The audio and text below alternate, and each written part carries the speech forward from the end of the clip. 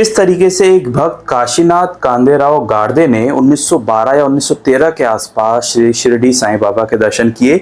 और खास बात यह है कि जो काशीनाथ जी के गुरु थे रामानंद बीड़कर महाराज, उनके जो गुरु थे उन्होंने भी बाबा के दर्शन 1873 में किए थे। काशीनाथ कांदेराव गाड़दे जो हैं उनके बारे में थोड़ा सा जानना जरूरी है, क्योंकि वो एक रिटायर्ड सब जज थे नागपुर के एक सब जज, एक हाई ऑफिशियल व्यक्ति।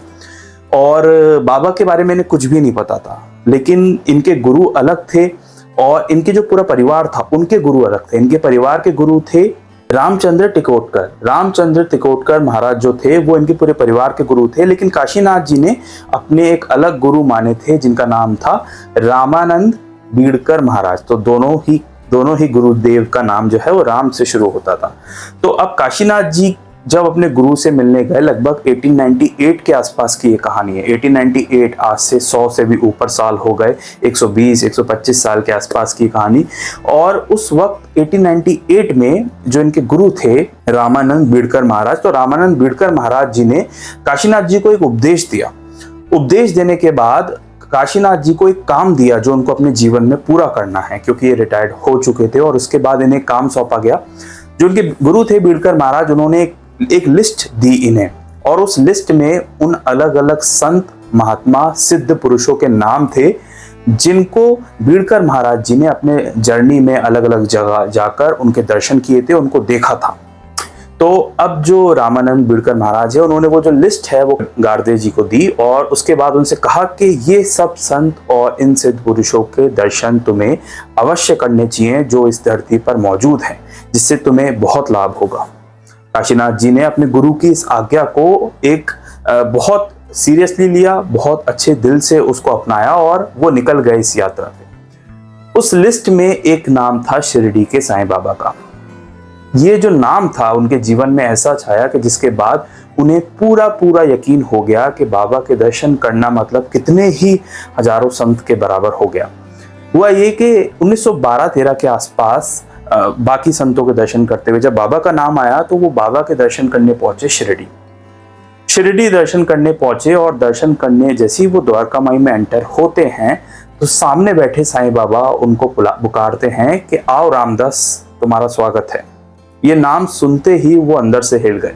काशीनाथ जी अंदर से इसलिए हिल गए क्योंकि रामदास तो उनका नाम था ही नहीं, लेकिन रामदास संबोधित करता है, रामदास बताता है उनके उन दो गुरुओं के बारे में। एक तो उनके फैमिली गुरु थे जिनका नाम मैंने आपको पहले बताया, रामचंद्र टिकोटकर जी महाराज, और दूसरे जो उनके खुद के गुरु थे जिनका नाम था रामानंद बीड़कर महाराज। तो रामदास जो राम नाम था उसका संबोधन करते हुए बाबा ने उनको रामदास कह के बुलाया, क्योंकि उनके दोनों ही गुरु जो थे उनका नाम राम से शुरू होता। तो इस वजह से बाबा ने उन्हें कहा कि आओ रामदास, तुम्हारा स्वागत है। ये सुनकर उनको ऐसा एहसास हो रहा था कि शायद कौन सी शक्ति उनके सामने विराजमान है जिसे इस दुनिया की हर एक चीज के बारे में मालूम है। खैर, काशीनाथ जी उनके पास गए, बाबा का आशीर्वाद लिया, और बाबा से मिलने आने से पहले वो पूना के बाजार में थे, और पूना के बाजार से उन्होंने बाबा के लिए 3 बहुत ही अच्छे आम खरीदे थे, और उन 3 आम को बाबा के लिए वो शिरडी ले आए थे, और बाबा को उन्होंने वो आम दिए। आम देखते ही बाबा प्रसन्न हुए, और प्रसन्न होने के साथ ही बाबा ने आदेश दे दिए कि इन आम को काट के बांट दिया जाए। काटने से पहले बाबा ने एक बात कही, जिस बात ने दोबारा काशीनाथ जी को सोचने पर मजबूर कर दिया। बाबा ने ये कहा कि ये काशीनाथ जी आम लेकर आए हैं मीठे मीठे खाने के लिए, और इन्होंने बहुत शुद्ध तरीके से यात्रा की और इन आम को बचा के रखा। वहीं कल जो पंडित आया था वो मेरे लिए लड्डू तो लेकर आया था, लेकिन गोदावरी में स्नान के बाद उसे भूख लगी तो उसने कुछ लड्डू खा लिए और बचे कुचे मेरे लिए ले आया। यहाँ ये बात दर्शाती है कि बाबा किस तरीके से काशीनाथ जी से प्रसन्न थे कि आप बचा हुआ अपने गुरु के लिए नहीं लेकर आ रहे, आप सबसे बेहतर सबसे बेस्ट चीज खरीद कर अपने गुरु को समर्पित करने के लिए लेकर आ रहे हो। ये बात सुनकर काशीनाथ जी को मन ही मन एहसास तो हुआ बाबा की शक्तियों के बारे में कि एक जगह पर प्रेजेंट होने के बाद भी बाबा को हर जगह के बारे में पूरा मालूम है।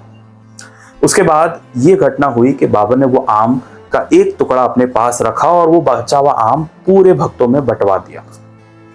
उसके बाद जो काशीनाथ जी थे वो वहीं शिरडी में ठहरे। पहले दिन बाबा ने उनसे 2 रुपए, फिर 1 रुपए, वो 6-7 रुपए लेकर आए थे और 6 दिनों में बाबा ने उनसे वो पूरी की पूरी दक्षिणा मांग ली। अच्छा, उनके साथ उनके जो दोस्त थे वो बाबा के भक्त थे, बाला साहब भाटे, वो शिरडी में ही रहते थे, तो वो उनके पास ही ठहरे थे।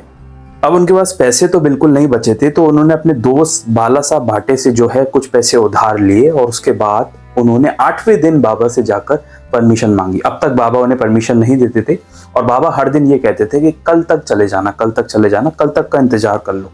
8वें दिन फाइनली बाबा ने उन्हें परमिशन दे दी और भाटे साहब से कुछ पैसे उधार लेकर वो चल दिए। जाने से पहले उन्होंने एक बहुत विशेष घटना देखी अपनी आंखों के सामने। वो ये थी कि काका साहब दीक्षित यानी कि एच.एस. दीक्षित साहब जो हैं, एक पैसों से भरा बैग लेकर द्वारका माई में आते हैं और क्योंकि वो भी वकालत वगैरह से जुड़े हुए थे, तो वो किसी केस के तहत जीते हुए पैसे लेकर आए और वो देखते हैं कि दीक्षित साहब वो बैग जो है वो बाबा के सामने समर्पित कर देते हैं और बाबा को कहते हैं कि मालिक ये सब आपका है। बाबा को समर्पित जैसे ही करते हैं, बाबा अपना हाथ उस बैग के अंदर डालते हैं और वो सारे पैसे बाबा जो है हवा में उछाल देते हैं।